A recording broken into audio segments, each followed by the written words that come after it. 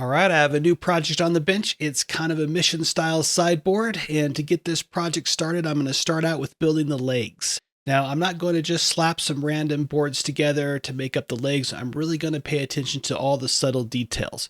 It's those subtle details that add up to really make a piece go from looking like you bought it at a big box store to a high-end custom piece. So let's get in the shop and get started. All right, so for the corner legs, I'm going to try to get them all out of the same piece. And then I'm going to miter these guys to make up that corner leg, so that way I'm maintaining a clean inside because there's going to be adjustable shelves in there, and if I use just a big bulky leg, I'm going to have to notch the shelf around the leg. So I'm going to keep track of these guys so that way they go back together as they're mitered. I'm not going to worry about the knot here or here. I'm just going to let those become part of the piece. This design language is going to be a little bit more rustic than what I normally do because that's going to fit with their Tudor Home that's 100 and some years old, that's a little bit beat up. So the rustic look will hopefully go well with their Tudor Home that's super old.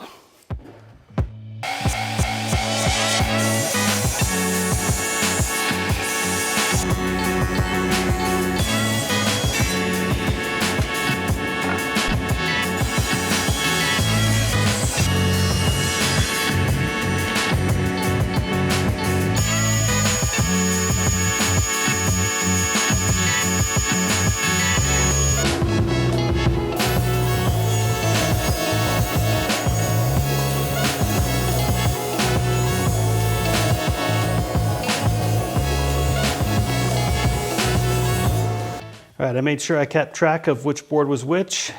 So this is the board that I ripped in half, and these are the two edges that I ripped in half. So now when I fold it in half, the grain will match and it'll look like one piece of wood.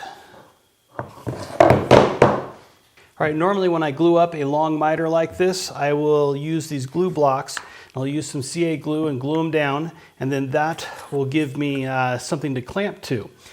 And it works really well because it pulls the joint nice and tight. Now, this piece is getting stained, so I was really hoping not to do that because I'm worried that the CA glue will soak into the wood, and then when I go to stain this, there'll be a weird blotchy spot everywhere one of these guys was glued down.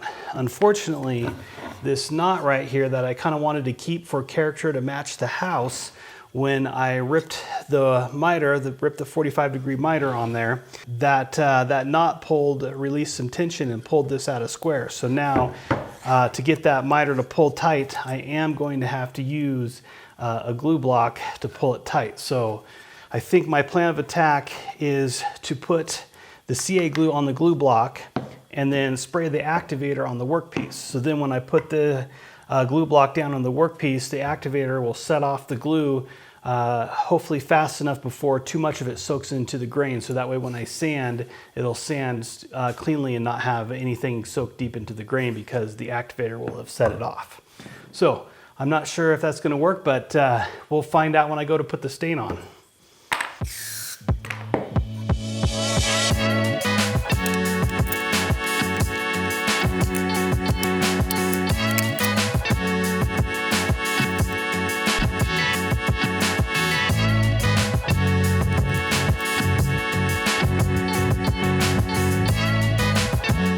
All right, let's get these glue blocks cleaned up off of here.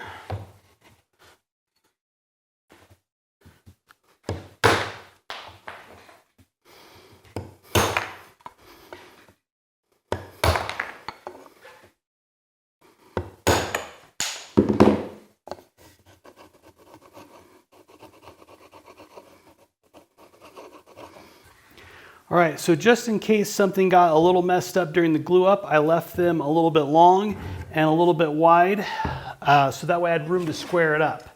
So just doing a quick check on these guys. They turned out perfectly square. So basically all I'm going to do is set my fence to the correct width, rip them to width, and then cut them to their final length at the table saw.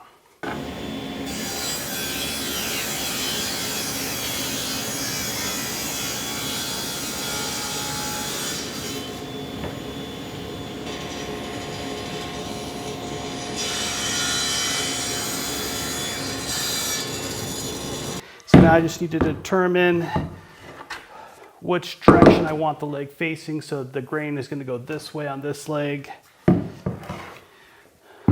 like the grain going this way on this leg. And then our 2 center legs. Center left. I like that knot there. That's good. Center right. The cathedral of the grain is pointing up, so I'm going to leave it like that. All right, and then the back legs I'm less concerned about, but I'm going to orient it so this back leg is pointing this way. This is up for this back leg.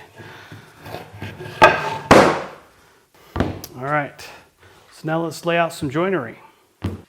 All right, the front rail, when it comes down, it's going to have a little decorative reveal here. And I want it to be flush to the back, that way it doesn't interfere with any kind of floating shelves. So I'm going to do all my layout from the back and reference everything from the back side of the leg. All right, and to help speed up layout, I have 2 squares set up here. One for the top of the mortise, and then one to mark the bottom of the mortise. So this section right here is what we'll be cutting out. And then I'll just go through and do that on all 6 legs on both sides. So bottom mortise, top mortise. All right, I'm going to pinch it between a couple of dogs here to hold it in place while I route.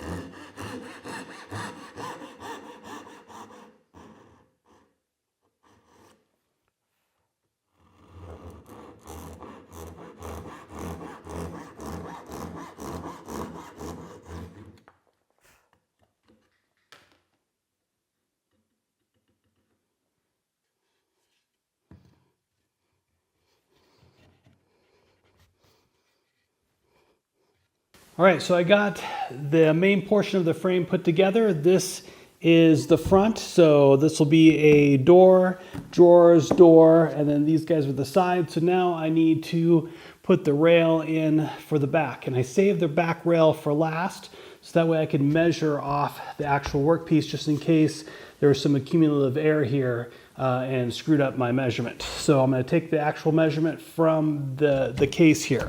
And I'm going to take it from down here. I'm not going to take it from up here because if you see these guys, they're just kind of wiggling around up here yet. So they're not fixed in place. So I don't want to take my measurement from here because that might throw it out a square. So I'm going to take my measurement from down here. All right, so I have my back rail all cut to size and I have a tenon cut on one end. And I'm just going to use that guy and I'm going to butt it up tight to here. And I'm going to go down here to this other side and mark where the shoulder of this tenon goes. All right.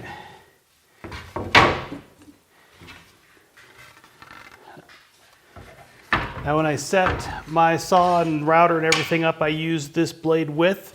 So when I put this in here on this tenon right here, it is perfectly flush on this end. So that way, there's the shoulder that I just marked off of here. I can line my square up here to that shoulder. And then this is the line that I'll cut to length. And then that should guarantee that it is the exact same length that this front rail is to the back rail, making sure my case is nice and square.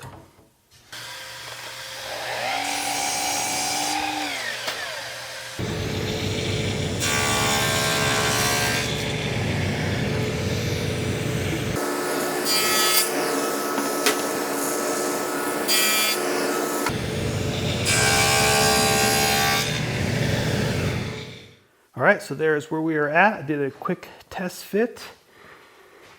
28 mortise and tenons all the way around to get this frame complete. So next time we are going to start on the decorative features. There's going to be some little carvings at each one of these front legs and a decorative band that's going to go around here. So we'll cut that groove, and then after that probably start on the panels. So we need some dados for the panels on the sides and back. So that will be next time. Thanks for watching.